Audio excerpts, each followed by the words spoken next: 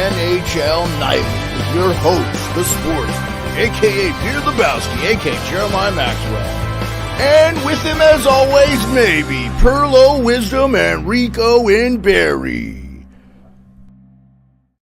Hey, everybody. Welcome to NHL Nightly. I am Jeremiah Maxwell. With me, as always, maybe Pearlo, Wisdom, PPalPicks.com, and Rico in Barry. Check the Twitter feeds. I'm getting some audio from somebody, so mute yourself. If it's me. Audio from somewhere. Yeah, you have your volume too high or on your computer or whatever. Just mute yourself. Now it's good. Okay, so we're going to start the show off with Doug's question. He said just three greatest goalies right now, most consistent goalies in the NHL, and maybe the three least. Pearlo has already been going, like, pining through it. Pearlo, who are your three most consistent goalies? I would say Hellebuyck. I got to go Vasilevsky, even though he's been injured for a while. And yeah, he played amazing in the game against Boston yesterday, though. I don't know how you could argue he's not one of the best goalies in the world still. And then maybe Demko or Ottinger. Demko. I'll go Demko. Okay. What about you, Rico? Who are your three most consistent goalies? Well, besides the ones Pearlo picked, I mean, throughout most of the year, I mean, I'll take, just a Boston goaltending tandem. I mean, they don't give up a shit ton every night. I'll take fucking Swayman probably over Allmark, but maybe Bobrovsky as well too. I'll probably throw Shesterkin in until maybe around the All-Star break here. I don't know if he was banged up at all, but maybe Ottinger or something like that too. But I mean, Aiden Hill's probably up there as well. So I mean, yeah, there's I was going to say seven A1 goalies in the league, and everybody else is kind of on the fence a bit. The three most consistent goalies for me this year are Aiden Hill. He's played over 20 games. He has a .933 save percentage. Connor Hellebuyck, who has a .925 save percentage, and Jeremy Swayman, Anchorage, Alaska guy. So I don't have anything different than you two. But I think those three guys, I think honorable mention Jonathan Quick. He's 12-4 with a 2.27 goals against. And what? Look who's leading the league in save percentage since December 31st. So as the calendar turned, who do you think's leading the league in save percentage? I'll give you $50 if you don't know, and you can take a guess and get it. Well, maybe not $50, but friendly bet. Take a guess, and it's nobody you would expect as a top goalie. So let me give you that hint. Leading the league in save percentage? Chris Drieger. From the Seattle Kraken. No. You mean Decord, I think is what you mean. No, not either. But okay, he's in the Eastern Conference. Okay, wait. So how many games has he played? More than everybody? At least 12. It would be Washington there. It would be Washington. Not lingering. No, Sam Ersson from Philly? No. Wrong division. Oh, Atlantic. Oh, are you talking Samsonov? Mm-mm. No. Okay. No. Just wait. Okay, so we didn't get it, so. Allmark? No, wow. Totally. Tim, he's saying he plays in the Atlantic, so it can't be Kochetkov. He's totally off games. Totally off the board here. Totally off the board. I couldn't believe it when I heard it today. Laurent Brossois? No, you're saying he's from the Atlantic, so. The Atlantic. Florida.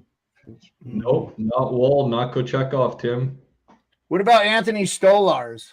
Mm-mm. Why don't you just tell us already? It would probably be a Florida. No, Tim guessing too. It's not Forsberg. It can't be Wall. Tim Wall hasn't played. Tim Wall is injured. Yeah, he hasn't allowed a goal in months, Wall, because he hasn't played. True story, fellas. Heard it on the Fan 590. No, it's not Alex Lyon either. No, Lyon was fucking sieve last night against the Penguins we didn't get it right yet. We didn't get it Ukko-Pekka Luukkonen. Is it Ukko-Pekka Luukkonen? Ding, ding, ding, ding, ding, ding, ding. Okay, yeah. I was saying the other night it was odd that he had his fourth shutout. It was like, when did he get these shutouts? Yeah, Yeah, and his dude. team hasn't been scoring goals for him, or he would have been. Dude, he has a fucking trouble with him. 913 save percentage with a 2.5 GAA. I'm looking He's at 13 and January 13. Or he's started 26 games and he's 13 and 13. That just shows you, like, yeah, they're just having a weird season. Yeah, dude, I can't. We went through the whole goddamn league. Tim's man. naming Wall. Yeah, since January 1st, he's highest save percentage in the league. All right, let's go with the least consistent. Pearlo, go ahead. We'll give him the least. The bottom feeders. I mean, the least 3 consistent in the league. Yeah. Well, Samsonov's got to be in there. Yeah, he's been one of the worst goalies. Vanacek has got to be Yep. there. He would have been on my list. And I got another one. And I would say Vamelka. This year, Korpisalo. Vamelka's been Korpisalo. Got to be Korpisalo. Korpisalo. Why didn't I even think about Korpisalo? I already said Pearlo only talks about him all the time, eh? I mean, we Vanacek, Korpisalo, and those two have to be named because I think both those teams are easy playoff teams if they're getting like above average goaltending. I think you could throw Husso in there too because he's been horrible too. But yeah, I think Alex Lyon has been way worse for them. But no, you're not wrong. Husso's got a winning record. He's 9-5. But he's got a 8.92 save percentage. And I tell you what, though, I think if you're the Red Wings, don't stress because they got that Casa kid coming up. So like they're not ready for prime time anyway. So when Sebastian Casa's ready to play, they'll have him in the lineup. So how's he doing in the yeah, this is a special Valentine's edition of I'm not going to upload the podcast. We're just going to BS. We'll probably preview a few games. I may let the stream go on for longer and go eat dinner and come back. We'll see how the boys are doing. There's only one game on right now, and that is Arizona. Did I lose the in feed? No. Okay, thank God. Arizona and Minnesota, correct? Yes. So I wanted to talk a little bit about the Chicklets cast. Got Singsy. We got our tweets on the TV. That was pretty cool. That Chicklets cast was awesome. And everybody was saying, because the game wasn't great. I mean, it was 4-0 before Pittsburgh did anything. And quite frankly, their first goal shouldn't have counted anyway. Actually, their first goal didn't count because Lars Eller brought it down with a high stick like this, but their second goal shouldn't have counted either. I don't get how they're that bad. Honestly, it's unbelievable how terrible they look. They just don't look good at all. And I didn't even notice Crosby tonight, which is unbelievable because that is not the norm. Yeah, KQ Phil the Fiddle signed with the Abbotsford. It's Abbotsford, right? The AHL team. I think if you know anything about Phil Kessel's offseason, he works out huge. I know he gets bagged for being, but the guy like skates and stays in really good hockey shape. So I think and I've heard he's a great locker room guy. He just doesn't like the media much. So I think they just try to paint him like a fat hot dog eating guy, but he should have won the Conn Smythe in 2016. He had 5 game winners in that playoffs. The guy is fucking money. And I think it's a great ad by Vancouver because they could keep all the guys they have, maybe Suter, all those guys, like just once the playoffs, again, Pearlo asked me a question a while back, and then I'm going to yield to you guys. When's the last time you can make a move? Well, the trade deadline is last time you can add anybody, free agent or anything. So if you're looking at a guy that could make a difference, you got to get him in your system before March 8th. That's this year, obviously. So it's going to be interesting. And I like what Vancouver's doing. They probably made all their big moves.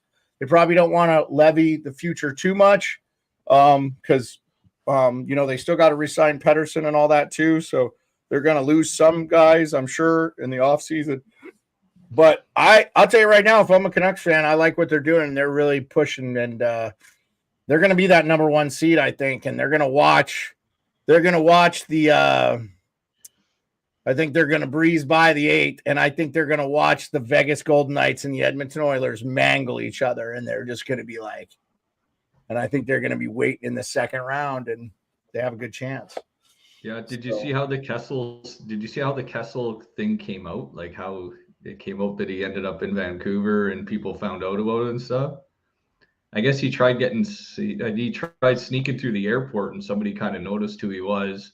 And of course, you're going to notice Phil Kessel if you're a bit of a hockey fan or somebody. So I guess somebody took a couple pictures of him, posted it on social media. I heard that on TSN today from Darren Dreger saying he tried to sneak through the Vancouver airport. He was practicing in Abbotsford on a PTO for Vancouver, see what they got. And I guess that's how it came out that somebody spotted him in the airport. So like it wasn't reported it was going there or anything like that. It just kind of snuck through the cracks a bit. But I guess with that relationship with Tocchet when he was in Pittsburgh, when he left the league, that whole angle, right, on how Phil turned into like a secondary guy in Pittsburgh, didn't have to be the man like he was in Toronto. So it was a good fit. And that's why he's probably comfortable with Tocchet and might work out in Vancouver for him. So I hope it does.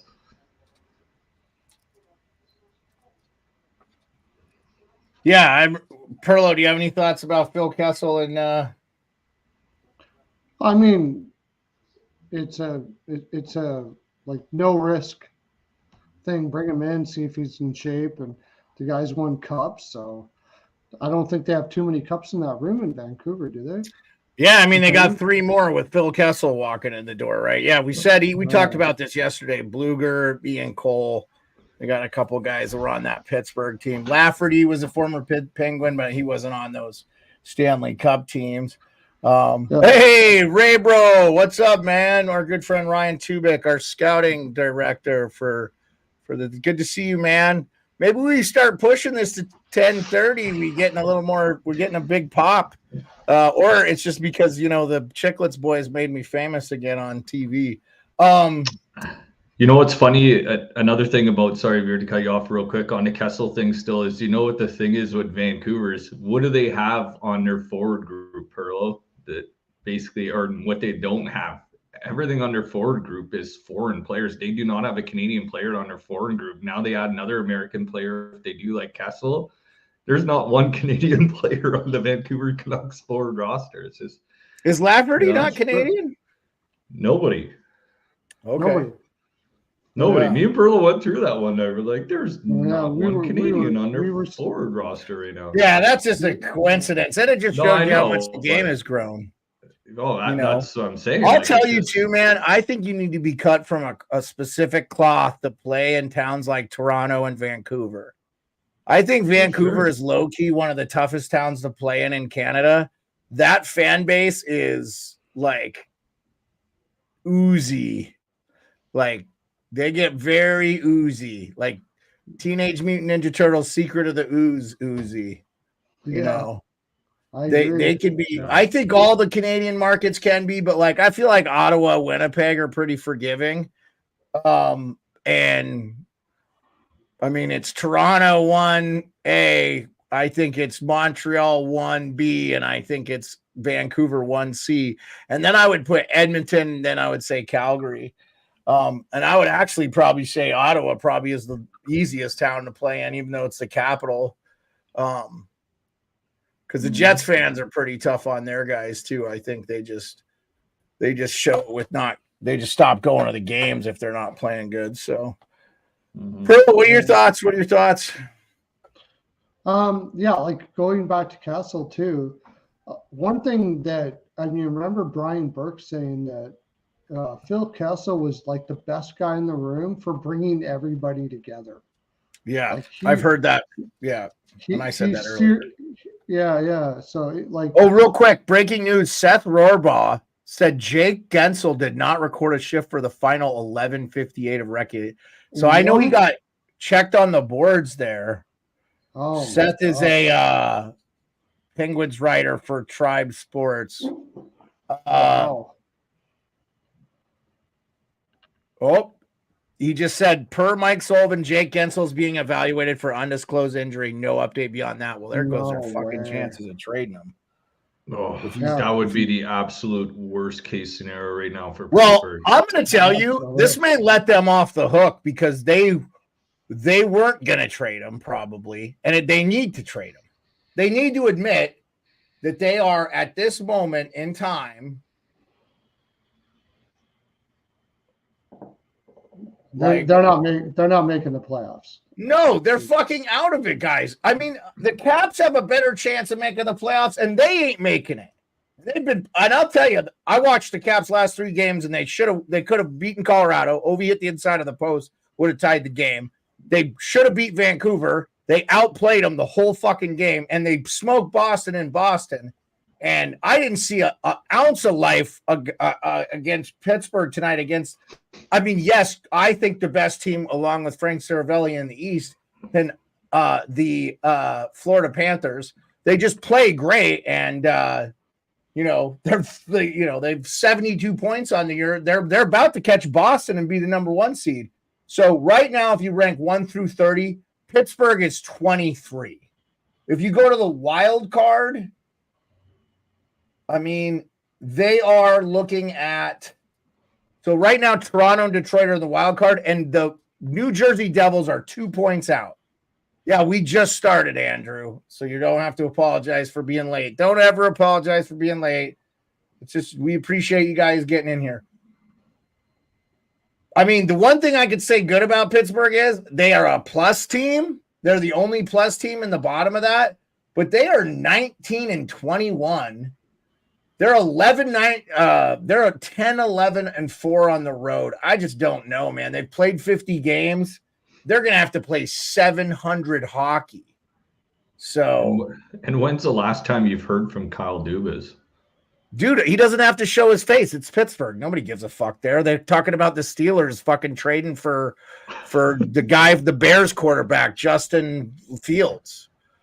Like, because they need a quarterback. And I'll fucking lose it if they get him, because I think that kid is going to be a really good quarterback if he goes to some team that's not named the Bears. So, yeah, I just don't see it, man. I mean, like, they have right now, they have 53 points. So they are 7 off the Red Wings. Now they have games in hand. I mean, I just don't see it, man. Like the Islanders, New Jersey, I even like the Capitals better than them right now. I like the way they've been playing. Carberry has done such a good job. Tim, I agree with what you said. Getzel will give them a chance to recover some draft picks. They really need to rebuild their farm system. And they can do it on the fly a little bit. They could move some other guys. I think they should try to move Malkin too, but I just don't see why anybody would want him on their fucking team. So Crosby's going to play till he's 40, so he's got another 4 years left. Yeah. So my take that Crosby might get traded somewhere along the line doesn't seem so outrageous now, or what? No, Pearlo, I gave you a lot of shit, but I have walked that back since fucking Brian Hayes from TSN completely stole your fucking take and used it on national Canadian television. I'm sure he didn't hear me say that. I know he didn't hear you, dude. I mean, Pearlo, yeah. let's keep up the thing that you actually influenced a guy on TV. You never know, man. Pearlo, these people scroll through Twitter. When's the last time you scrolled through Twitter and you saw somebody's take that you don't follow? You don't do it because you don't steal anybody's takes, Pearlo. You use your own opinion.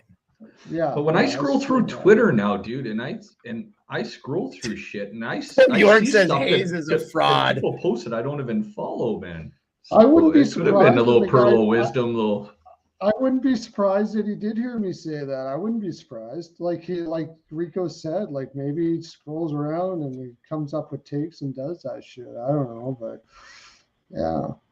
yeah. I think he's gone. I think he's going to be gone. I really do.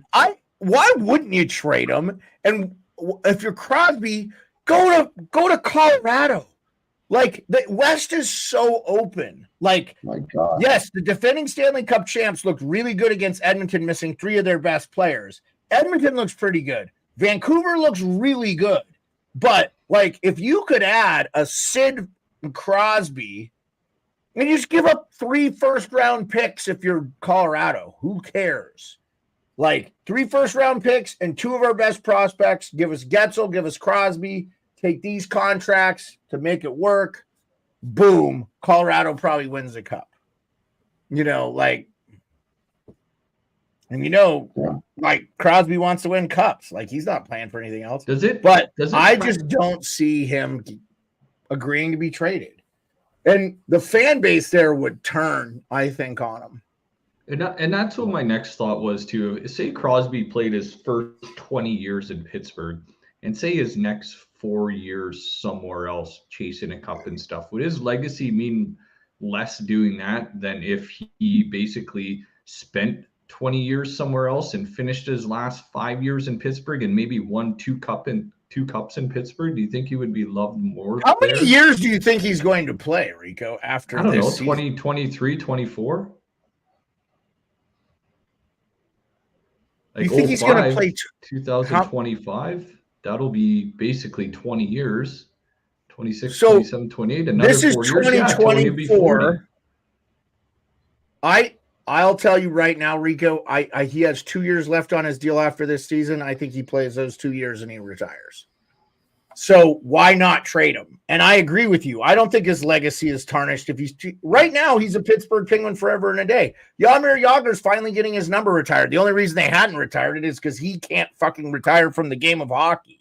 He keeps fucking playing. It was like, it's a bullshit. He's not in the Hall of Fame. Yeah, I know.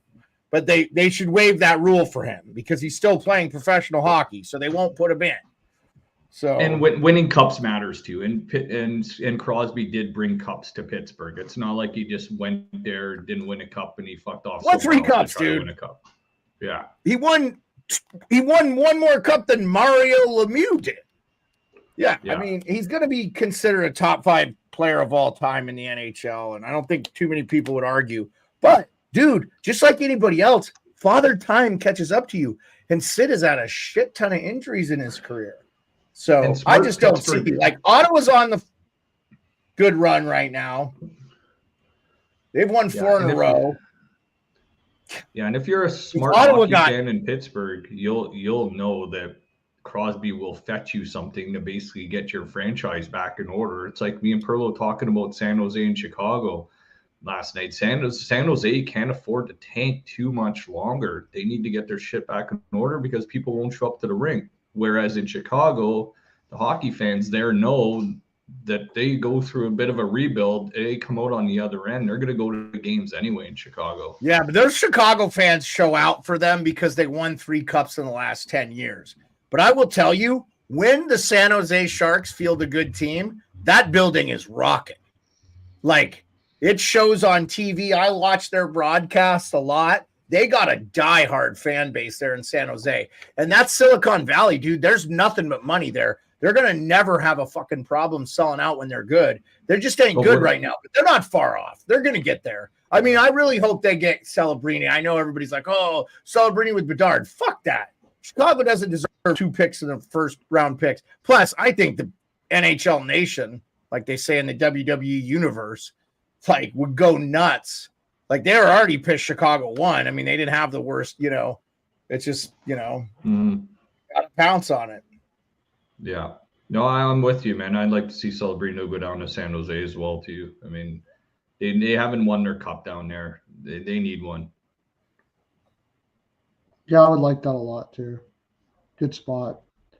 I think. Yeah, I mean, I feel like Vancouver is very much the Washington Capitals of the Western Conference. And as a Capitals fan, I know how much it meant to the Caps to see them win a cup. And they had been to the finals before and had some heartbreak. 98, they got fucking destroyed by one of the greatest teams ever, that Red Wings team. But I will tell you, like, Vancouver's kind of had the same thing. 94, they lost to, they had the lead. They could have won. They were up 3-2. They lose in game 7 to the Rangers. And then, of course, we all know 2011 was a heartbreaker for them, too. And, I'll say in this one, I actually think in 2011 they were the better team. But they just weren't when it mattered. So, Yeah, Vancouver was up in that series too. Like they had a stranglehold on that series, and Boston came back. Perlo, why don't you answer your own question in the chat, and then Rico can go and. But where would I like to see Celebrini go? I do like San Jose, but I think that I'd like to see him go to Columbus. And like I'd really like to see Columbus build a team there. They've struggled so much, and they've got a really good fan base. I've talked to a lot of their fans, and They do. I agree. Yeah, they have a really good fan base, and they deserve a good team there. So I would say Columbus first, but I do agree that San Jose would be a really good. And like you said, Chicago, they already got Bedard. It gets kind of like, it's almost like if Celebrini goes to Chicago, everybody's going to be doing what they do with the Edmonton Oilers. You got so many first-round picks, and even if you do well, it's like, well, you got lucky, So, yeah, I like Columbus. I like Columbus. That's where I'd like to see him go.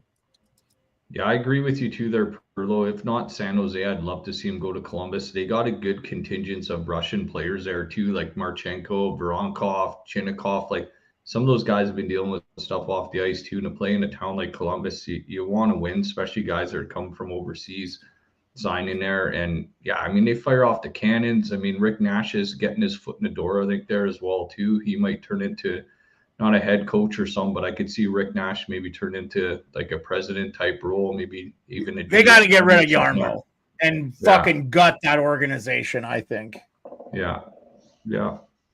No, I mean, Merzlikins kind of is on the fence about being there right now too. I mean, and Fantilli's been hurt, so that hasn't been good for the team as well. But yeah, I mean, Columbus is a team that deserves to be competitive as well. I know the whole Liney thing is happening with that team as well too. But yeah, I'm a fan of Columbus. I got a Rick Nash jersey. I got a Johnny Gaudreau.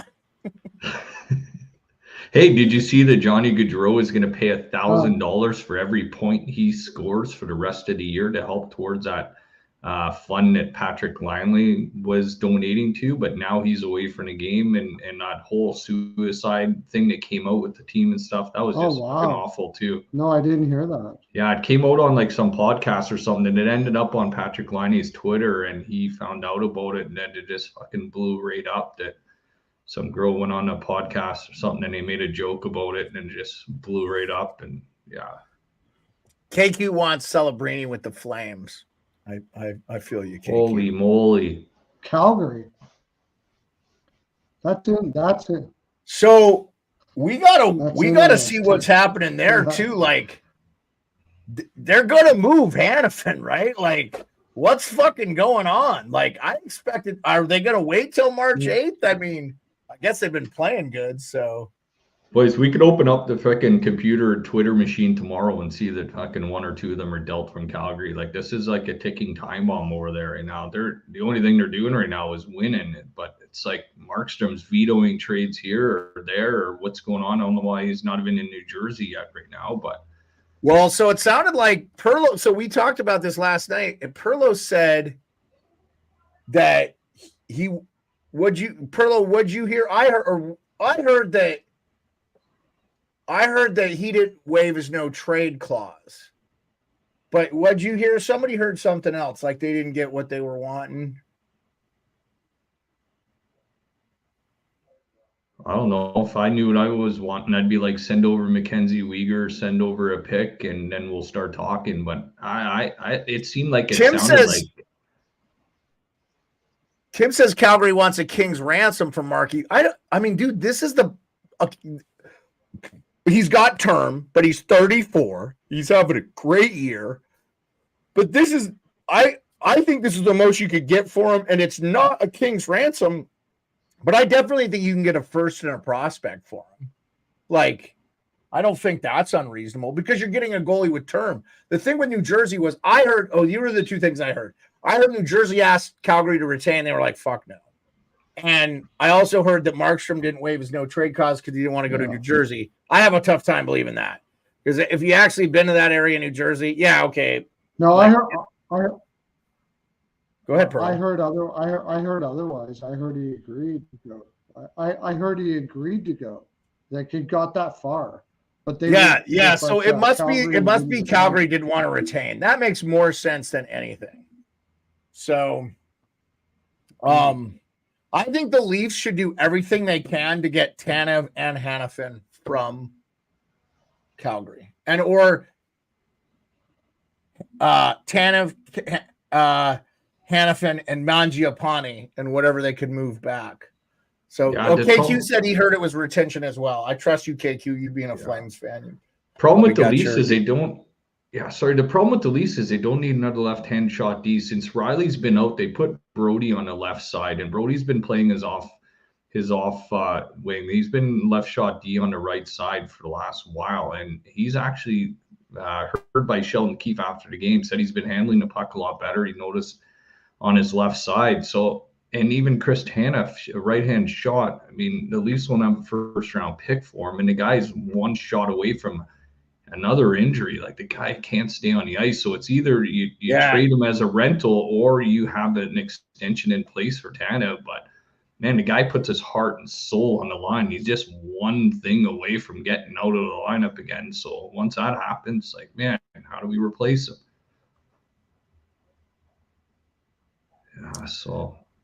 Yeah, I mean, if the guy I'd want from that team, if I could pick, is Hanifin. Like, I would love him on the Capitals right now. The Capitals are going to move some fucking pieces, so I wonder if they're going to try to add some pieces for next year and sign that guy. Problem is, he's a left shot D, and they don't really need a left shot D. So trade Sandin. Yeah, I mean, Sandin would be a part of the move, I think. He's young enough. I think they would have to trade him. Again, he's not played bad for the Caps. He's just been injured a lot this year, which I think is not uncommon for him. So I think there's I was going to ask you guys this too. I think there's a trade out there that we're not talking about that's going to happen. That's going to surprise a lot of people.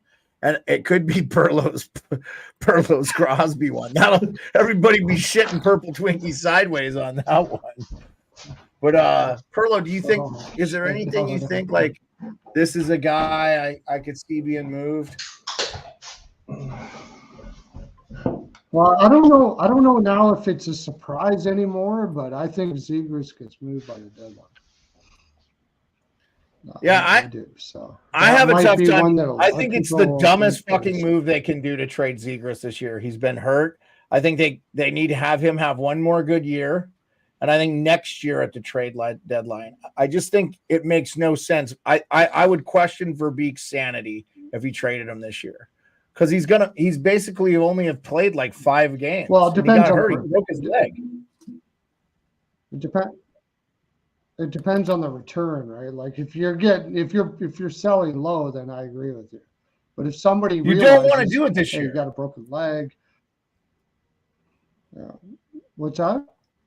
I'm just saying you don't want to do it this year. There's no benefit to them trading him this year.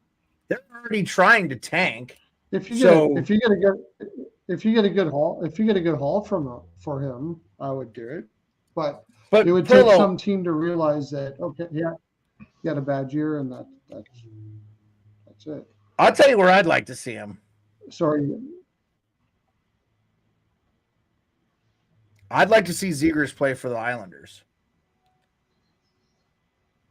I think he would be. I don't think he would be the skill they need. I think with Patrick Waugh's tutelage, he's just coached a bunch of young guys.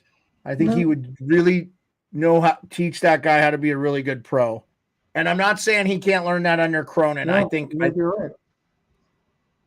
So yeah, you might have a good point there. Actually, yeah.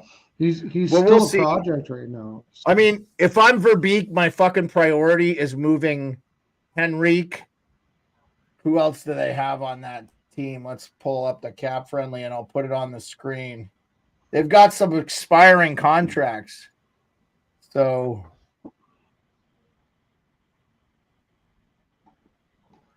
Tim, this is a 22-year-old kid that's had 60 points twice. I'm kind of tired of people shitting on him. I'm just saying, like, this fucking kid is going to be a player, I think, in the NHL. I think a lot of people don't like him because he scored some flashy fucking goals. And could he work on his defensive game? Yeah, he could. Not everybody is good at 22 years old. I think having seen him play in person, I think he is the most skilled player. Jared says, I don't think the Flames do any trades before the deadline due to cap reasons. No, Jared, that would be a huge mistake. They're going to have to get rid of Hanifin. They're going to have to trade Tanev. They need to trade some expiring contracts. So Henrique and Silverberg, both on expiring deals. Here, let me just throw this out. I'll put this up. Try to get it big here. Got to get it. Come on. There we go. Just so we can see. Okay, here we go. All right, boys, we'll throw this up here real quick. So, and I don't disagree with you, Pearlo, as far as like maybe Anaheim trades him at some point, but I just think this year would be a huge mistake. So here are the guys. Henrique and Silverberg, Lundestrom and Max Jones, but those are RFAs. I doubt they trade them. Sam Carrick, and then Ilya Labushkin. Like everybody else, I think they keep.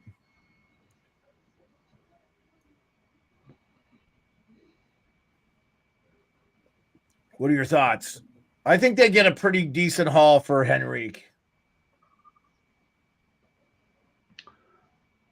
I think they might get a first for him because it's a weak draft, according to what I hear for a lot of scouts. Is after pick 20, it goes downhill quite a bit. So I think they probably could get a first from him, and that's the reason why I don't think. Oh yeah, they're going to. There's not going to be as much movement. I agree with you. I think they will most definitely get a first round pick for Henrique. I agree with that. Yeah. And I heard Capo, the Rangers, and maybe some picks for them. That was a good one. I like that. Like I heard Trevor Zegras for Askarov. 1 for 1. Yeah, if Nashville is going to keep Soros, and then Anaheim could move Gibson and move Henrique and load up even more. Hold on, Tim, how can he get better when he's had a broken leg? He's played like 5 games this year, man. This is Cronin's first year. We're burying this fucking kid at 22 years old. And by the way, Zegras has 3 years left on his deal counting this year at 5.75. There's just no way they're trading him this year. Next year or the year after, potentially. But I think I know for a fact he's wildly popular there. I really want to get Annie OD on here if I could ever get her to answer any of my. Anybody know Annie OD? Reach out. I need to ask him. Love to have you on the chat, Annie. Love to have you on the podcast. You're like the diehard Ducks fan that's a big, and you go to a lot of games, and I'd love to hear your opinion. Your hockey acumen is fucking awesome. So shout out Annie OD. Anyway, I'll clip that and send it to her. Darkness. I'm 100% with you, and I agree with Pearlo, and that's exactly what I was going to say. Monahan got a first. I do believe they could get one for Henrique. Now, Henrique is 34, but he's having a pretty good year, and he's a really capable. He'd be great. I mean, like I can think of like 4 teams that could use him. So, so you have to understand something, Jared. The Flames are going to be moving cap out if they trade Hanifin and they trade Tanev, they're going to have plenty of cap space, and they're going to be asking for younger players and picks, so they're not going to have any problems with that. That's probably why they didn't want to retain, though. You're probably on that. So. And Hanifin and Tanev aren't going in the same deal. If anything, Hanifin and Markstrom will go in the same deal, and New Jersey will figure out that trade. They're going to include Nico Dawes, Seamus Casey, probably a couple first-round picks, a second-round pick, Alexander Holtz. New Jersey's going to. I would want Schmid if I'm Calgary because Schmid, I think, is a capable goalie under. You don't like Schmid? I'd take Dawes back instead of Schmid or Vanacek, in my opinion.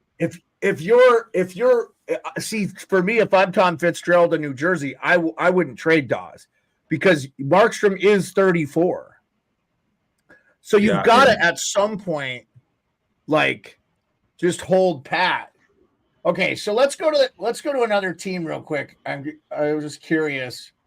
Who's another big time seller that's got some stuff that we think? Let's look at. So Doug Armstrong has talked about St. Louis trading. Let's go to the Caps. Let's go to the Caps. Okay, so I am without a doubt certain that Anthony Mantha will get moved at the deadline. He's having a good year. Unless he agrees to an extension at lesser money, I just don't see them keeping him. He's 29. He's a big forward. He's having a pretty good year. Oh, Arizona just scored, I think, to make it 1-1. Yeah, so Dowd I don't think gets moved, Salty. I think the Caps love him. The fan base loves him, and he's actually got 2 years left on his deal at 1-3. Unless they get like a lot for him, they're not going to trade him. And he's 33. He's a great faceoff guy, and now they're playing that fourth line with Dowd, Malenstein, and Tom Wilson. So I have a tough time thinking that they would trade him. They'll trade Mantha beforehand and retain. I think Max Pacioretty will waive his no trade clause. He's looked okay. He's not been great defensively or anything. Here's a guy coming out. He still can whip the puck around though. I think he's got 1 goal and like 8 assists or something since he's been back. So they could probably trade Nicholas Aube-Kubel. I could see that maybe being a trade they make. He's kind of he's kind of a tweener there. I don't know. They like his game though. They signed him to a deal. He was a waiver claim, but they extended him. So Matthew Phillips could be a guy they could move. I don't know. Maybe he's in that mix. They're not going to trade Malenstein. They're going to re-sign him. He's a great PK guy. I think Nick Jensen would be a guy I think they might move, but he's got a lot of term left. So it's probably going to be Edmondson. Rasmus Sandin is going to be an RFA at the end of this year, so he could be a guy that they could look at moving. And they could also maybe move Alexander Alexiev, but I don't know. We'll see. And then some people kept saying Charlie Lindgren. They're not trading Charlie Lindgren. He's got 2 years left on his deal at $1.1 million. He's a steal. No, Backstrom will not come back, man. He's probably never playing hockey again. He's LTIR, and they haven't even gotten relief from him yet. So they're going to get relief from him, and I think obviously that they've gotten relief from him, but Kuznetsov in the player assistance program, they're going to probably get some relief from that too. So what is the salary? It says their projected LTIR space is $2 million, but I think it's going to be like a lot more. So, they waved the goal off in Arizona, I guess offsides. Brutal. Okay. Who do you guys think? I was just trying to think of a dark horse player or team getting traded. Thinking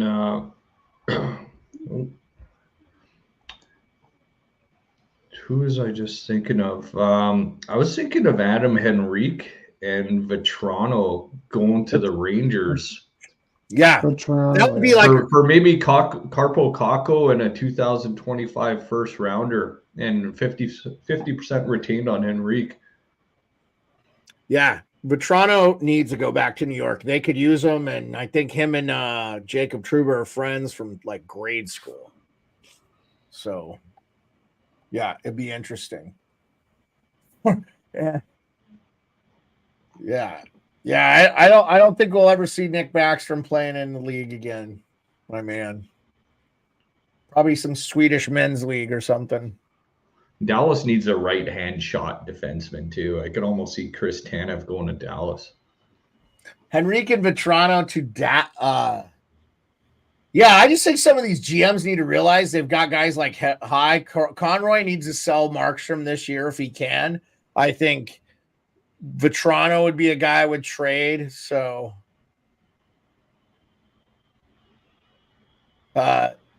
Tim is calling you out, Pearlo, for your use of cray in the chat. What the fuck? Perlo's What? going gangster on us here. It says I've been saying Perlo goes, cray I cray for agree, years. Dark. That would be cray cray. And then Tim goes, Perlo cray cray. Dude, ... Here. And if you disagree, you typed it in the chat, bro. It's right here. No, No. I've been using Perlo's saying he's been saying that for a long time. I've been saying that for a long time. Cray cray. It's fucking cray cray.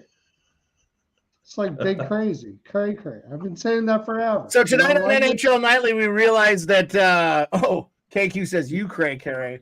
Tonight on NHL Nightly, we realized there's a 14-year-old girl trapped in Perlo's body.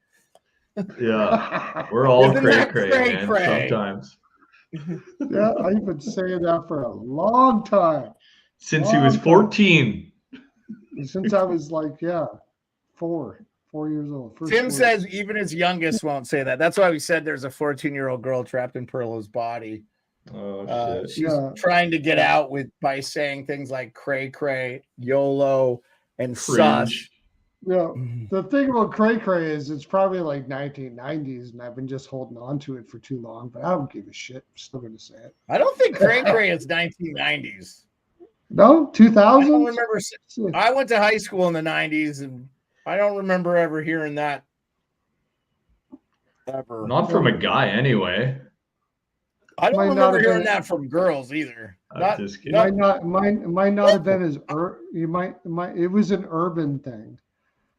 Yeah, I buried probably one of the biggest stories of the day. The Philadelphia Flyers named a captain, Sean Couturier. I loved it. Nice. I fucking thought it was a great move.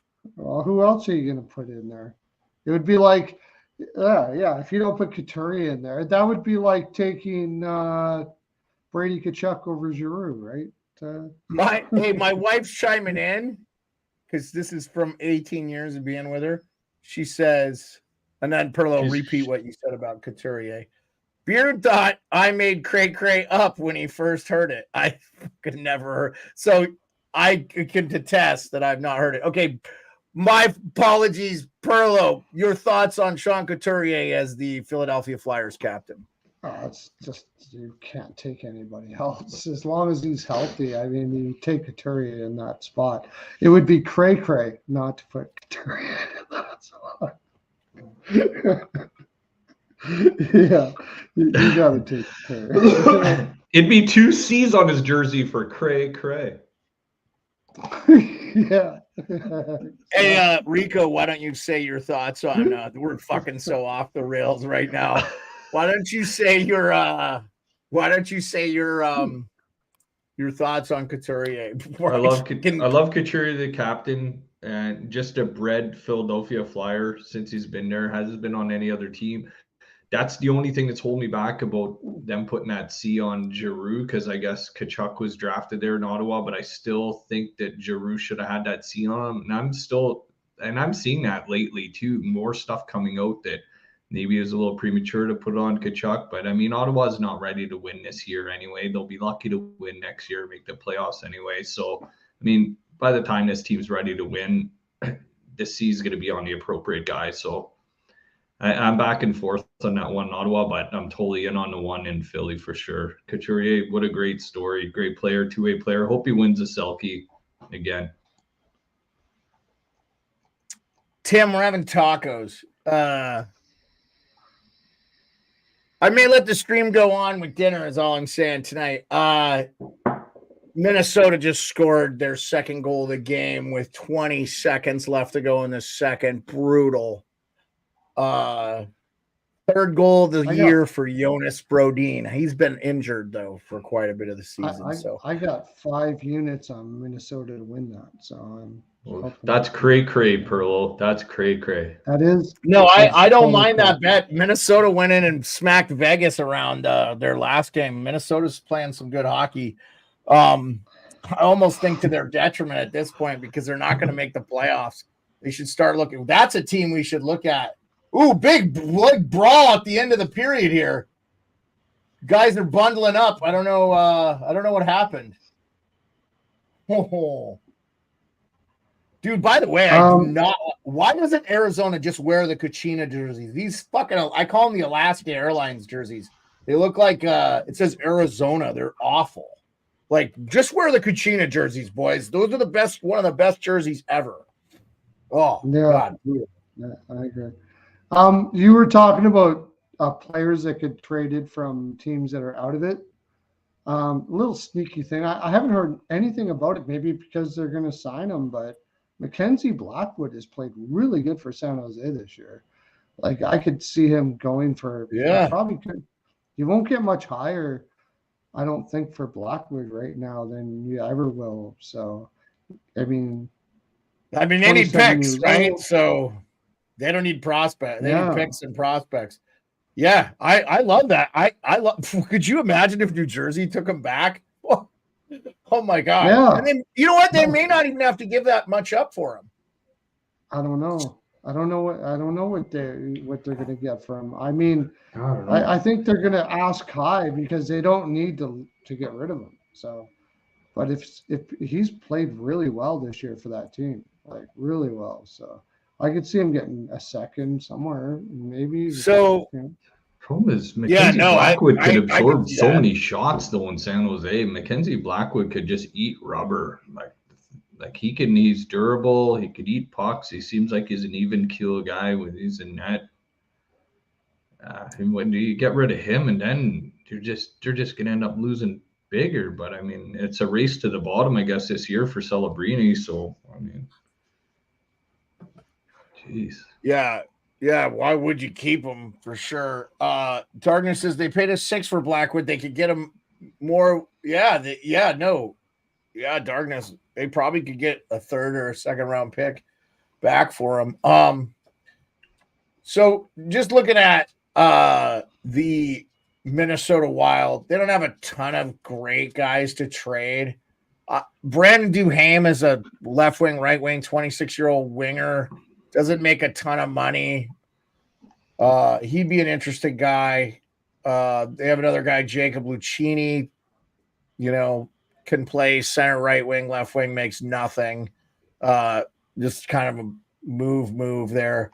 Alex Goligoski, kind of an interesting one, like aging defenseman, can play the left side and the right side, a lot of experience. Unfortunately for Minnesota, probably one of their best chips would be Pat Maroon, and he's on the IR, and I don't think he's going to be back for the year. So there's somebody they can't move. And that's somebody that's won 3 cups in a row. That's body's probably deteriorating really fast. He's 35. Yeah, but he would be a nice ad for a team looking to add fourth line depth. Healthy. And he makes nothing, $800,000. Honestly, guys, the fucking elephant in the room is Marc-Andre Fleury. Like, I think if he agrees to get traded, why wouldn't you want him? You give up what, a third? You wouldn't, a second, no? Second round pick or third, you think? Get Fleury out? There's money there on his name too. That's a problem, right?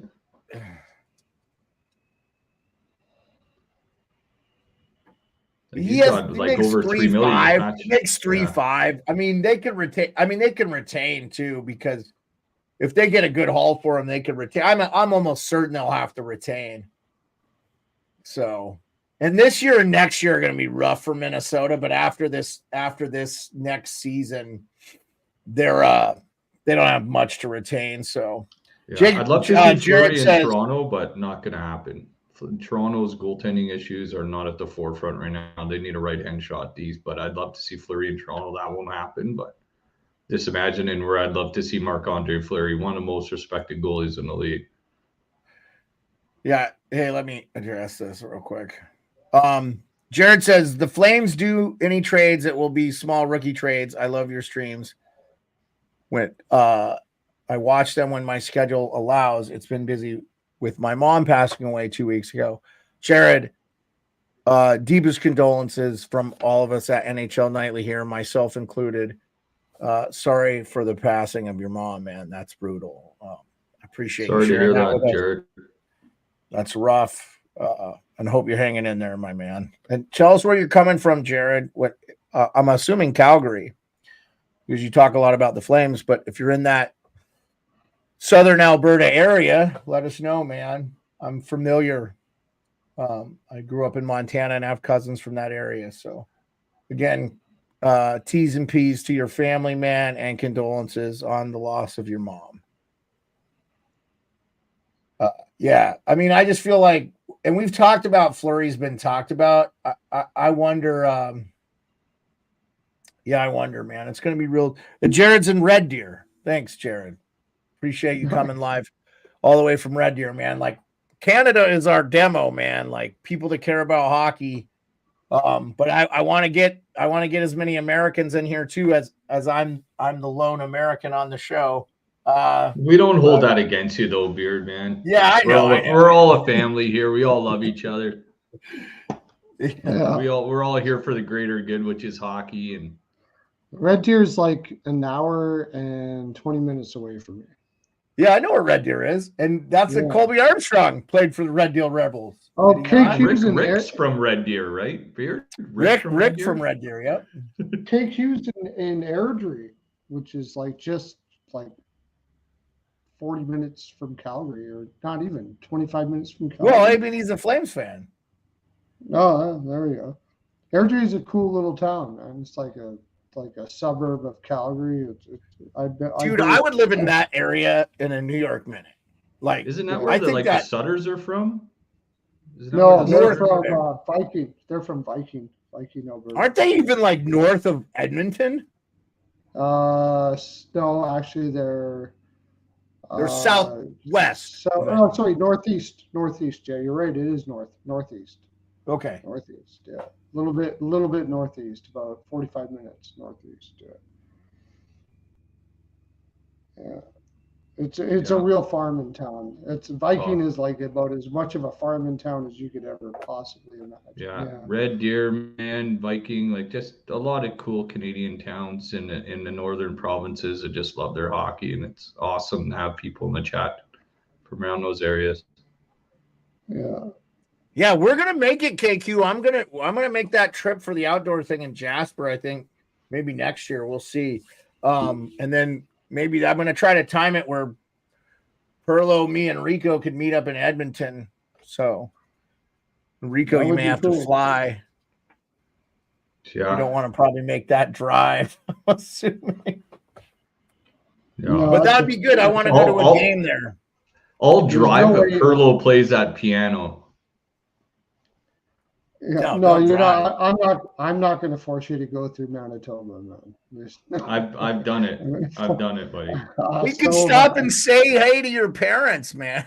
Well, Rico, you're used to making that drive home to Thunder Bay, man, and it's 13 hours. You were telling me, so if you could drive that, dude, probably it's not 15 hard hours. It's 15-hour drive to Thunder Bay, then another 10 just to get to Winnipeg, and that's the beginning of Manitoba.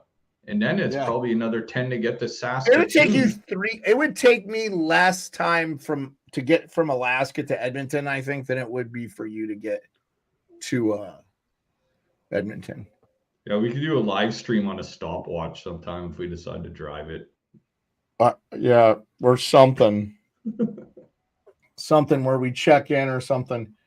Also, Stadium Series games this weekend. You guys excited about that? I'm excited. It would be cool to be there for them and stuff. Yeah. I like it. What do you guys think of the jerseys?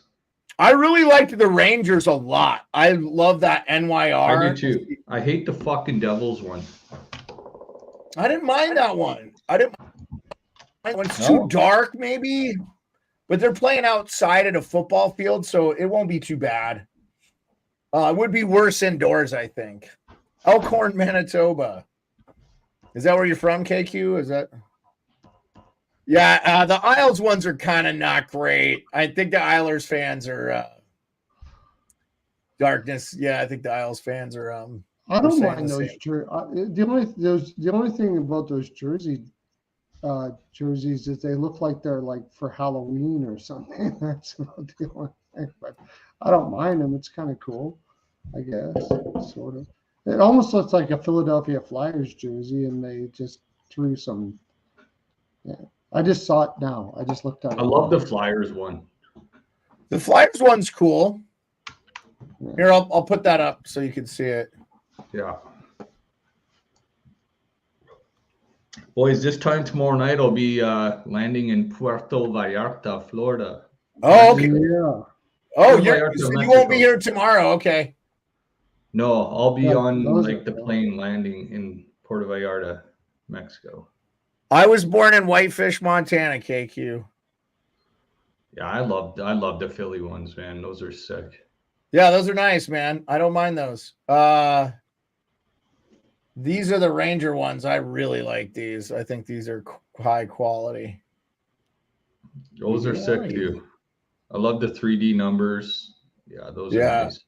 I would prefer not to Just buy the the Jersey Fanatics. ones. I Look, wish those the sold Jersey out had too. some sort of green in them. The New Jersey always had that devil green in there with the red and the white. I just wanted some green in there somewhere. That's all. Yeah, I don't know why we're not seeing that one. There here's right a good there. one. Right there on the right. Here, this is the better. Yeah, it's just black and red. I thought there'd be some. We can look at all four of them. This is what I was looking for. Oh. Yeah, see the Flyers and the Rangers are the nicest. Yeah, I like the Philly. I like the Rangers one. I think it's sick. The Isles one is meh. But I don't like the Devils one, man. It's just dark. I like the black on red. I don't know. Yeah, but there's green. New Jersey always had green in their jersey too. Remember the old Devils from the 80s and early 90s and that? They always had that green in there with a bit of white and green instead of black. Yeah, I kind of agree with you. It kind of looks like not a jersey. Now that I see it like that, it almost looks like it's not a New Jersey jersey. It's kind of like, you remember the old New Jersey Devils? Like, they had that green, white, and red, and there was never really any black there. Yeah, I've got one here. Hold on. And the Islanders had the blue, the yellow, and the white. That jersey almost looks depressing now that I see it on somebody like that. Yeah, like there. Yeah. There's the old school green. Yeah, like that jersey. Yeah. That was the Christmas tree one. Yeah, the green was always part of New Jersey's sweater, the green. No. I'll be honest with you. I like the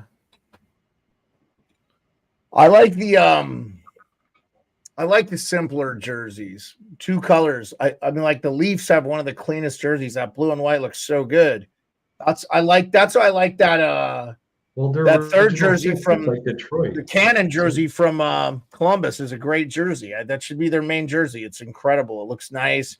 It's just clean. It looks really good. I sometimes feel like if the less is more. Sometimes they look cleaner, but I also like Vegas's jerseys and stuff too.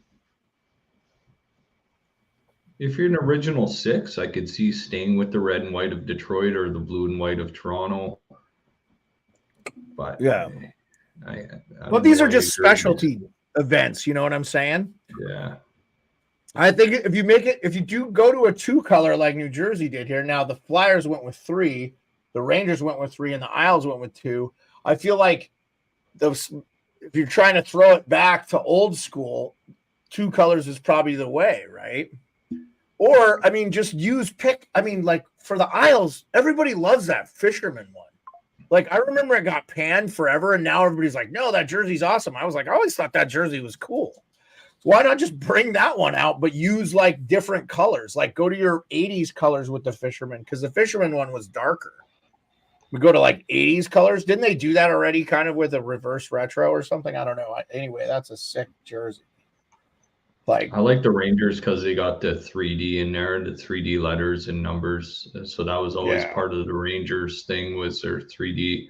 And then Philadelphia, you can't have a Philly jersey with 2 colors. Just have that pinwheel with black and then just white, or white with black. It wouldn't look right. You need that orange in there.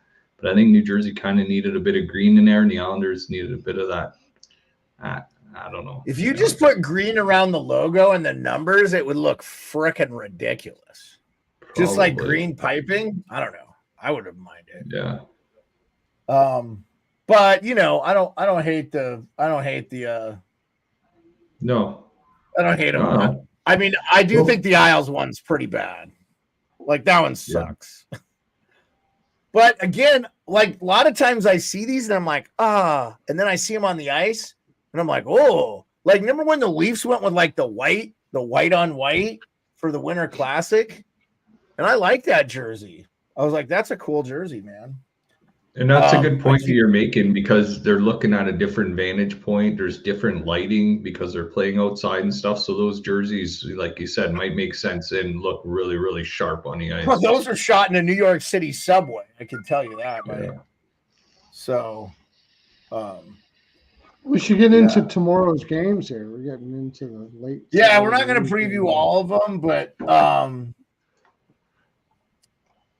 let's talk about the ones you want to talk about.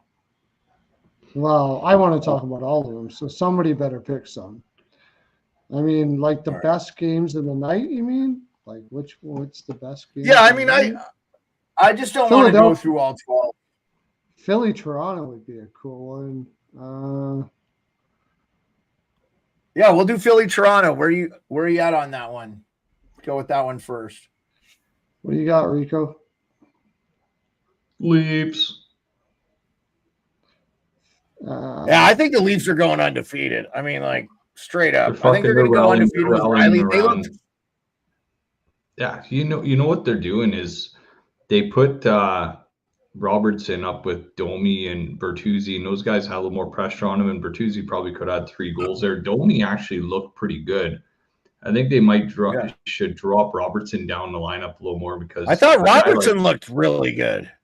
He looked good too, but the thing is, a guy like Bobby McMahon didn't find out he was playing till 4:30 that day. All of a sudden got a hat trick because he's like, oh, I wasn't even supposed to play tonight. So fuck, here we go. Let's fucking just go. I'll play fucking whatever, no pressure at all. So I think that's how they're feeling in that lineup right now, and just going auditioning, because trade deadline's coming up. This might not be a bad thing that Riley steps away for 5 games, so they see who they have on D and who's going to step up or not. Just stay in that playoff position. And man, no Marner, no Tavares. Like Toronto radio was like upside down yesterday trying to bet St. Louis before that game. I'm like, no way. I'm just sticking with the Leafs.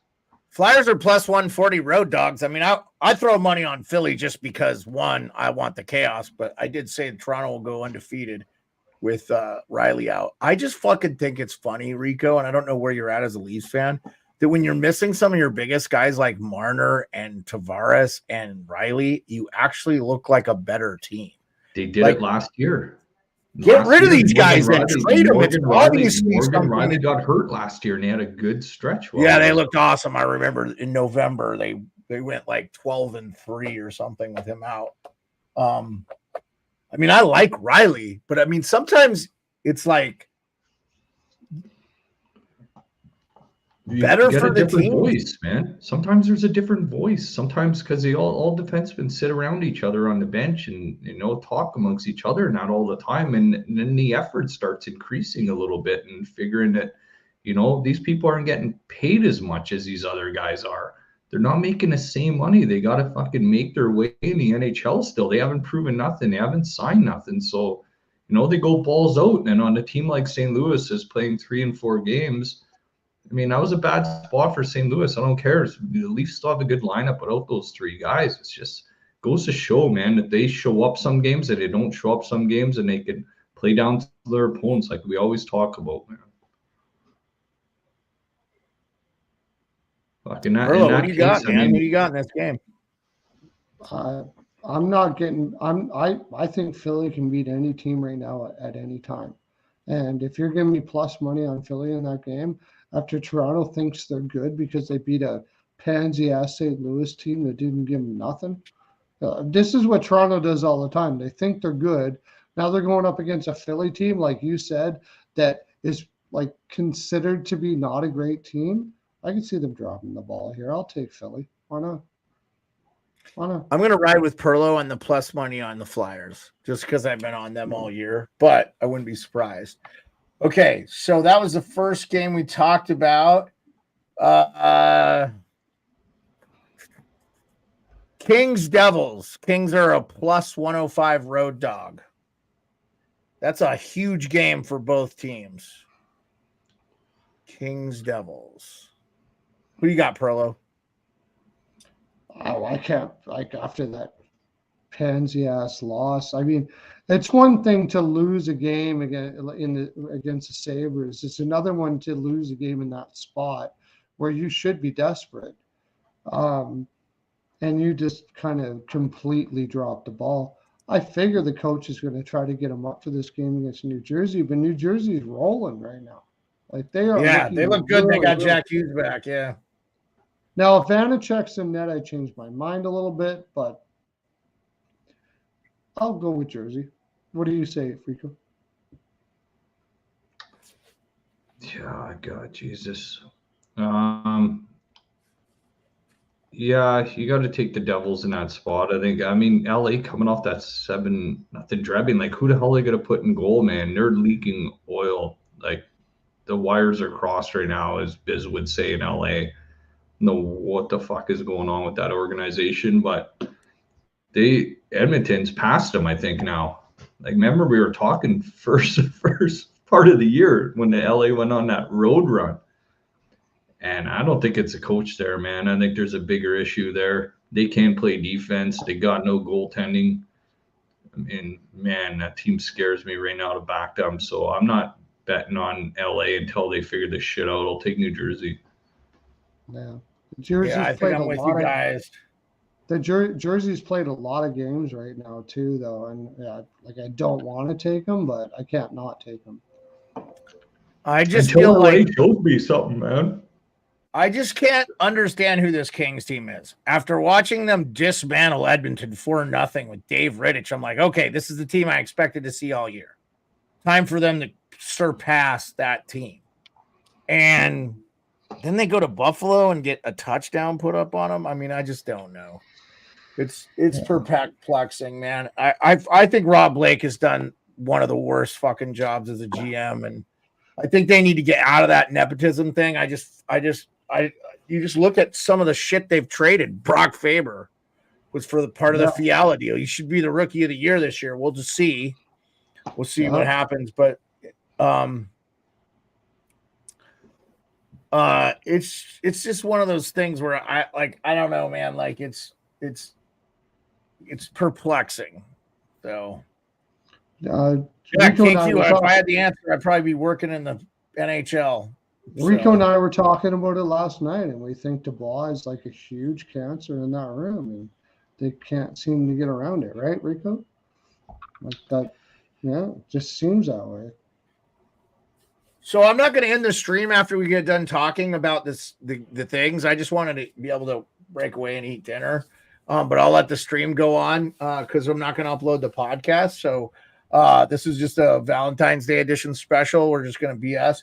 Avalanche at Lightning. So Pearl, you guys can talk about the other games while I'm eating dinner or whatever. But I just wanted to talk about like a few of the highlights there. Avalanche at Lightning. I thought Lightning got a really crucial win in Boston. Boston's starting to come down to earth. I could see them relinquishing that top spot in the Atlantic to another team there. I was actually not that impressed with Colorado. I thought they got lucky against the Capitals on a couple of plays, and the Capitals played a pretty good game considering they're outmatched by talent quite a bit. I just feel like that Avalanche team is a one-line team. I think I like Tampa in this one. There's no plus money in this either. Perlo, what are you thinking on that one? I kind of on the same page. Okay, they came out against Washington, but like you said, they just barely beat them. And Tampa Bay has more depth. They got a lot to play for, and they've been surprising a lot of teams right now. I picked them to miss the playoffs, but I might have to go against that right now. It looks like they're making a late push, so I don't really like the game, but I would take Tampa and the draw or something like that. No way.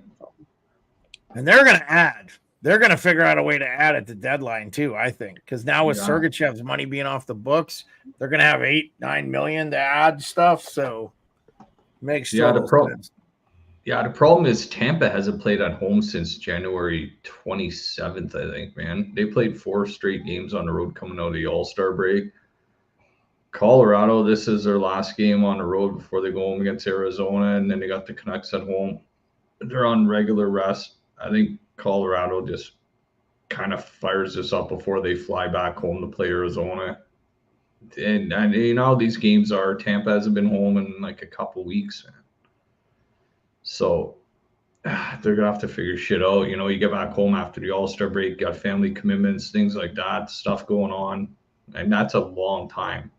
27th of January before your last home game until tomorrow night. I like Colorado going in there and just winning that game. And Tampa just no for that. Just the numbers, just the spot, the schedule. First game back home in over 2 weeks. I like Colorado there. Okay, I the only other game I wanted to talk about that I feel like was noteworthy. There's some other good games, Stars Preds, but like I don't know, I don't really care about that game. So Boston's gonna kill the Kraken. Yeah, I mean I don't care about that game. We'll see, we'll see. But I just it's like one of those games where I'm like, so I think the final one I'll preview before I go eat some dinner, and you guys can carry on the stream as long as you would like. I will come back if you guys are still going.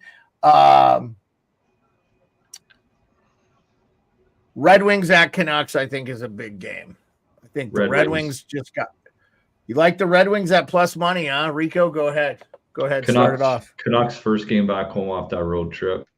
Detroit just played a game in Edmonton. I think the Canucks are another team like Tampa. Same exact thing. They played their last home game January 27th against Columbus, won 5-4. Going into the All-Star break, 5 straight on the road. 5 straight on the road. Now come back home to play the Red Wings. Canucks got to pay bills. They got to do shit. They just take care of stuff at home. And that first dreaded road game back is going to play it right into the Red Wings' hands here. Detroit beats Vancouver tomorrow night. About it. Yeah, I love it. I love your pick. Arizona just scored to make it 2-1. Go ahead, Pearlo. Give us your take. It's hard not to back Vancouver. I know it's a tough spot for Vancouver, especially if they try to go back with Husso, who just shit the bed his first. Like if they throw Husso back in there, I can't back Detroit until he has a couple. Well, it's gonna be Husso because didn't Lyon get lit up last? It was Lyon in net for them last night against Edmonton. If I'm wrong, Husso got lit up and then Lyon went in like right away. Lyon will be back. Lyon will be back in. It'll be Lyon. Probably. If Lyon's in, I mean the value's on Detroit, but I think more than anything here, I like the over. I think this is a huge over game. Huge. I like the over 6.5 in this game more than anything. And you know, Detroit could win it. If I were to take a side, I'd take the value on Detroit after getting their shit kicked out of them from Edmonton. Yeah. It'll be interesting to see if New Jersey or Detroit sneak into that playoff spot. I think it's going to be one of those two teams. Yeah. I agree. So Detroit's in one now, I think. They're there I know, now. But a lot of people are calling for them to bow out in New Jersey all of a sudden to figure it out and get healthy and get back in there. But so here's what I think. I think both of those teams, that's why the Leafs better play their asses off, because I think the Philly's not dropping off. Everybody thinks they're falling off. I hear Justin Bourne every fucking day on the radio. Oh, Philly ain't going to stick around. Are you watching the fucking games, Justin? They're not fucking falling off. That part of me wants to see the Flyers smash him in his. I hope he's covered. Maybe because he's an Islanders fan, eh? Deep down, he doesn't like the Flyers. Well, I get it. But his Islanders might make it. I think the Islanders, New Jersey, I mean, anybody falls off there. If Toronto or Detroit fall off, the Islanders or New Jersey are going to be right there to freaking do it. I agree. I'm just going to tell you right now, I would not sleep on them. So it's don't don't sleep on the Buffalo Sabres, Ukko-Pekka Luukkonen all of a sudden climbing up into the standings. Buffalo, man, watch how they've played in the last while. They haven't gotten any goal scoring. That's why they've been losing games. They haven't been getting blown out. Well, they got them all in one game. I know, but they haven't been getting blown out by teams either. So I'll tell you what, watch out for the Sabres. Ottawa's sneaky too with that 4-game win streak, and Yeah. I mean, if they go on a 14-game win streak, they could get right in it. I'm just saying, like, I just feel like the only team that's basically out of it in the East is Columbus. Like, They have 11. How many wins do they have? They have 16 wins on the season. Yeah, I don't think Tampa's fallen out either, Pearlo. They're in the 3rd spot. They're not even in a wild card right now. But Toronto's only a point off of them and has 3 games in hand. So Tampa has played. I think Tampa's played the most games in the Eastern Conference, tied with Philly at 54. Yeah. So the West is open too. Like Nashville is right there. LA's only played 50 games. So I think they're in the mix. And honestly, dude, if LA's that 7th or 8th wild card, you could, that may change the dynamic. Like they won a Stanley Cup being an 8th seed. Like that team is good if they can get it together. So I don't know. I think Buffalo is better than Montreal. I think they're probably better than Pittsburgh, probably Washington too. Islanders, I'd say Buffalo might even be able to contend with the Islanders. New Jersey, maybe not, but I think they don't have more talent than New Jersey. I don't know, man. I like what Buffalo has. That Zach Benson kid's gonna turn into a player. I was like, that guy's not gonna be good. He looks like a 12-year-old kid, and then he's good. He had a really good goal in that game. They're just too green. Like they need some Luukkonen, man. Boy, it's number 1 fucking save percentage since January 1st. They might just ride this guy. And they like their goaltending tandem there too, right? So I don't know, man. Watch out, Ukko-Pekka Luukkonen. Watch out. Yeah. We need some more Riley Grigg, Morgan Riley incidents in the league, I think. I really enjoyed it. So I'll let you guys continue on if you want. And I'm gonna go eat some dinner. And I gotta take a bathroom break. Yeah, take a bathroom break. We'll keep the stream going. I was going to say the same thing. I'll be right back. Okay, we'll take 5. We'll just take a quick break. I'm going to put up the break. We'll be right back banner, and you guys can.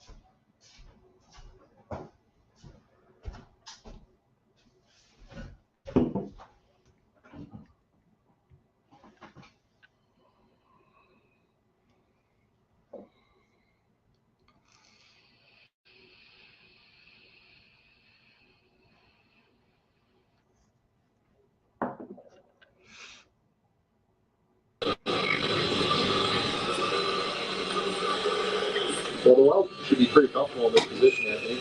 I know the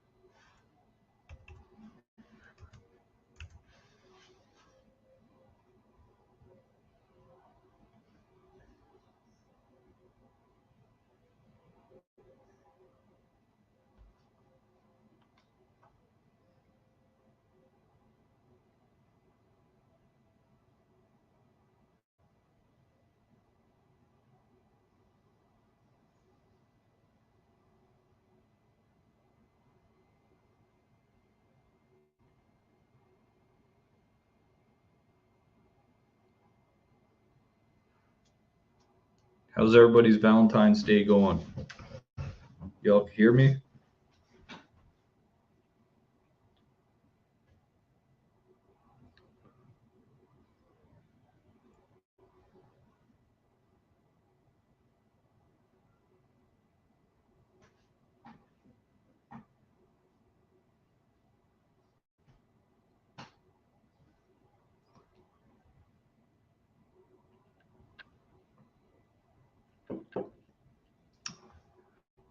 Right on, right on, right on. All right, who's everybody's pick to win the cup this year? If you have to put $100 down of not your own money, who would you pick to win the cup?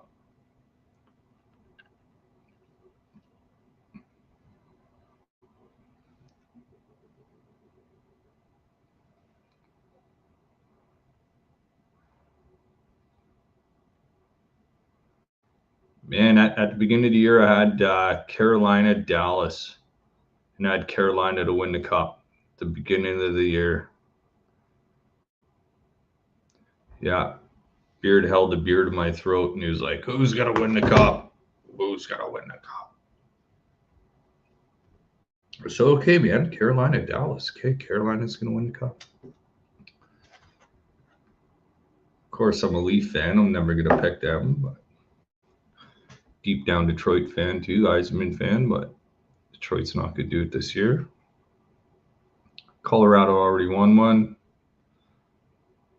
Oh, sneaky. If I had to pick now and I had to change mine, it'd probably be Florida. And I put a long shot on Winnipeg a few weeks ago. But the way the lack of goal scoring's come along right now, yeah, I know. He can't go against the Cats. It almost feels like a Vegas, Florida final. You got some Vancouver, Boston people wanting a 2011 final going on.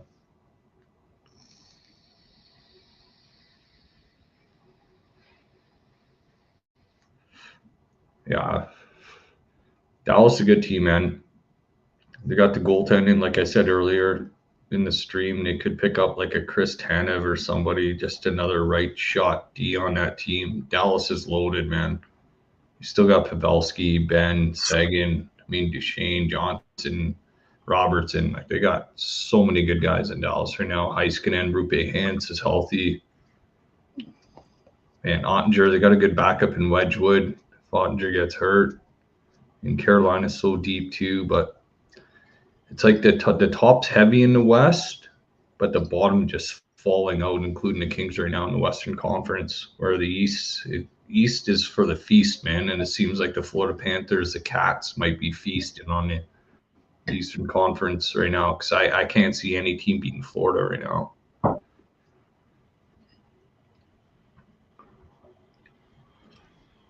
I have Florida preseason. And yeah, Pearlo is feasting right now. Just like the Caps are, just like the Florida Panthers are feasting on the competition. Hey, Pearl. Yeah, I gotta have a little bite to eat. I gotta have a little bite to eat here. Yes, for sure. Yeah. Florida's been doing that to their opposition for the last fucking Yeah, they've 7 been months. destroying. Like, it's not even pretty, man. Like, you almost want to take a look at Maurice as the coach of the year. Like, Oh, seriously. God. I know, but there's a lot of good options. You got Tortorella, Bonus, whatever. But, I mean, Maurice has got that team freaking rocking right now. Yeah. And they're shutting teams down at the same time. And, dude, Perlo, there's a lot of people that were more upset with Gaudreau leaving than Matthew Tkachuk was. When they first started bailing out of Calgary, there's a lot of people that were more sentimental about Gaudreau leaving, and that was a good guy to just kind of let go and not sign him to what Columbus did, because he doesn't have the same center as Lindholm and the same winger as Tkachuk. That actually people were wondering who is driving that line. We all figured out who the hell was doing it and what he's doing in Florida right now. Tkachuk was driving that line, yeah. Analytically speaking, he certainly was. No doubt about it. Lindholm's way overrated. Way overrated. The guy got huge Selke votes that year, and Tkachuk was the one that should have got the Selke votes, not him, because he had a high face-off percentage. Well, it was all about fit. It was all about fit with Lindholm, and like Lindholm is a presence on the ice, but he needs to have guys beside him. He can't drive his own line. They tried to Mangiapane and Sharon Govich this year, and it just didn't work out in Calgary with Lindholm between those two guys trying to drive that line. So next thing you know, he's got 6 goals on the year. Driver. He's not a line driver, that's for sure. But if he's got 2 wingers beside him that can help drive his line, he's a solid 2-way center that'll basically let those wingers take over. But he's not one that's going to be able to take over a line. He's a really good second line center. But I mean, he shouldn't be on your top line. But if you got Tkachuk and Gaudreau up there, Lindholm is a serviceable first line center. Yeah, that's pretty much it. As soon as you take either one of those guys, especially both of those guys out, it's not going to be good. I mean, that I think it was, what was that one series, Calgary against Dallas? I think it was it in a bubble year that it was just an amazing series, but Ottinger just stole that series as well on their way, and I think Calgary probably had their best chance of going to the final that year. Mm-hmm. Yeah. So we might as well do the rest of the games, and then I'm going to head out. You said Boston will ruin Seattle. I agree. Seattle's right at the end of their road trip. Seattle's at the end of a long road trip. If Boston doesn't ruin that game, I mean, I don't even know what to say, dude. Like, you got some serious problems if you're not beating Seattle in that spot. Yeah. Right? Yeah, you got to win in that spot.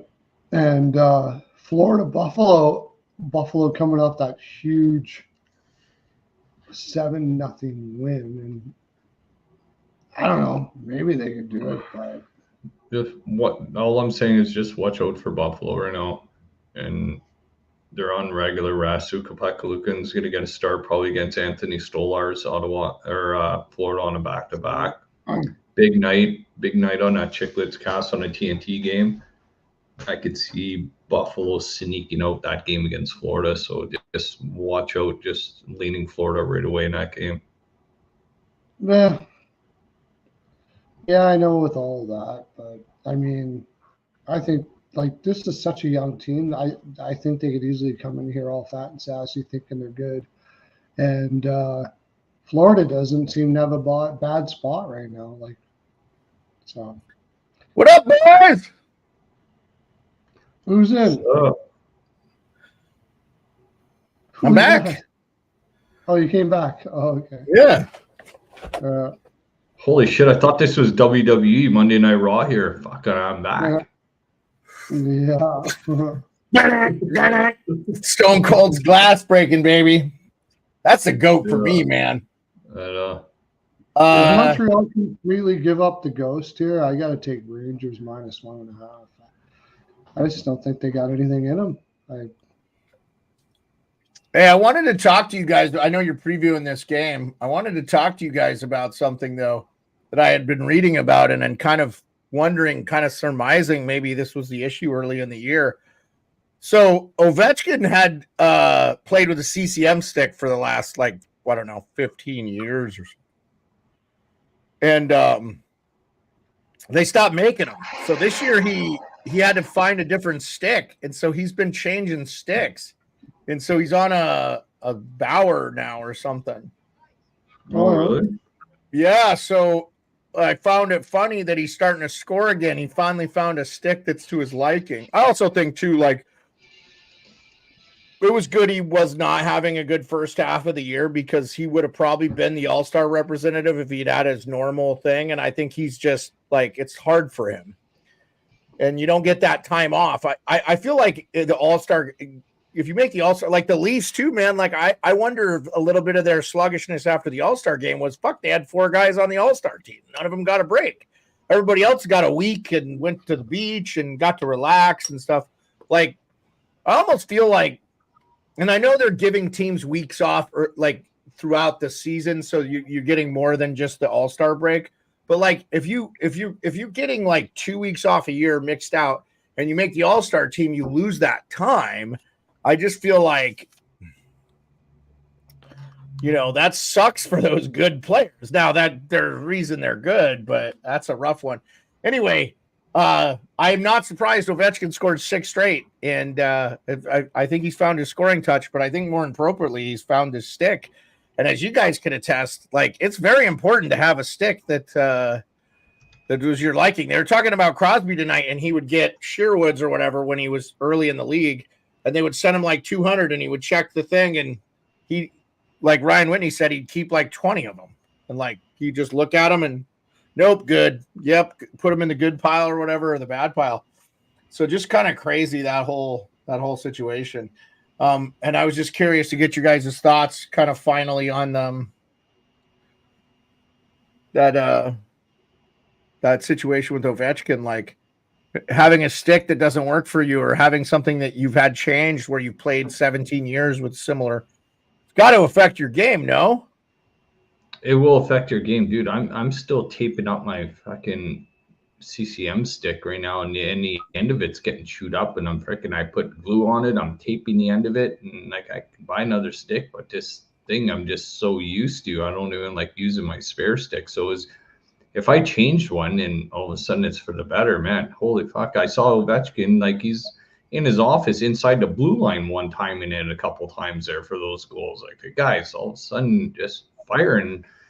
And people are like, hey, if you're Ovechkin, would you take 20 goals, put it in the bank, call it a day this year? And I'm like, hell no, man. This guy's on pace for a lot more than that right now. Just keep her going.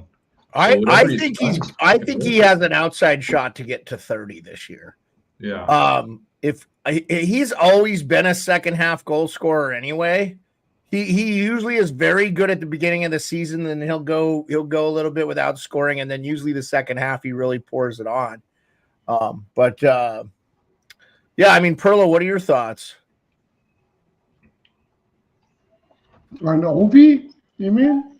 Yeah, just having it. You don't have to specifically talk about Ovi, but having a stick that you use. Stick. Oh, for me, it was simple to curve. I used to play with barely a curve, and if I had to play with a stick with more curve than not, and I played with a Louisville, it was a really heavy stick. Yeah, if you give me a light stick, even with it would be really tough. That, but I played at a time when you didn't have these. It was all wood, right? But I played with a really heavy stick. So if you gave me a light stick, I really couldn't do much with it. And if you gave me too much of a curve, I didn't know what to do with it either. So one of those two things would be a problem. Now, curves wouldn't be a problem today, but the feel of the stick in your hand, I would think still to this day would mean a lot. You know, I would imagine weight has a lot to do with it.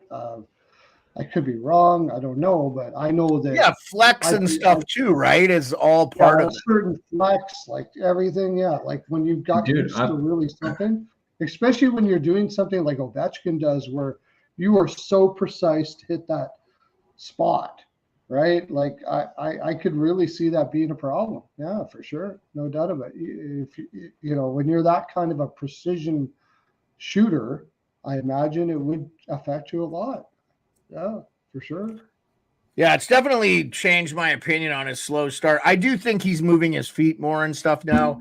He looks a lot better. He's moving, and Carberry's doing like these people are saying he's standing in his office. He's moved all over the ice. They're getting him all over there. So, yeah. Hey, Jared, we really appreciate you being with us again. Condolences, guys. We're only doing 2 more shows this week, and then we're off. So. For a week, and then we'll be back. Rico is going to Mexico tomorrow, and I am going to Miami / Bahamas like Monday. So, so we'll be here. Tomorrow is Thursday. So I'm all shaved, man. I'm gonna get that Mexican tan going on. I have to shave my face off. Yeah, me too. I'm gonna trim that. No.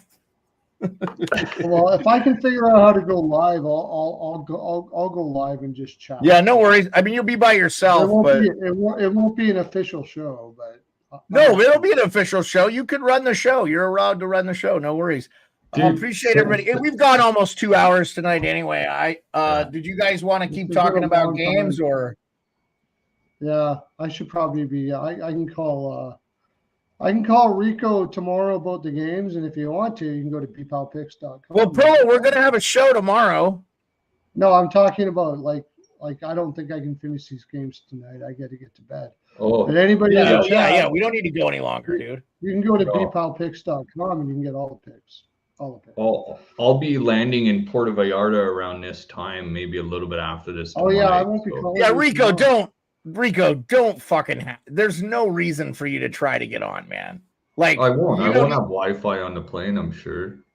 Yeah, don't worry about it. Is your gal going with you? Yeah, you're down there with her, man. Enjoy that time, man. Like it's okay to take a vacation. The NHL took their vacation. Next year we'll try to coincide with the All-Star game, but didn't work out. It's not a big deal. We're not making any money off this at all. So it's all good. You know what the best part of us rolling on a 10-day vacation is? We're doing carry on only, bud. We did it last year again. It's so fucking nice. We got carry on down to a T, dude. I'm doing carry on only for the first time in a long time. So we'll see how it goes. Oh, God, good job, man. Do it, man, because there's no more checking luggage, waiting for luggage. Your shit's on you all the time. You fucking have to check in online stuff, then just go right through security, and then you're done. You can get a lot on carry-on, man. One overhead, one under the seat, and one on your waist. By the way, I didn't mention it, but I had Sharks team total under 1.5 tonight. Nice. Yeah. Dude, the Sharks are playing good hockey. That was not a bad game. They lost 1-0. So what's in the stream, guys?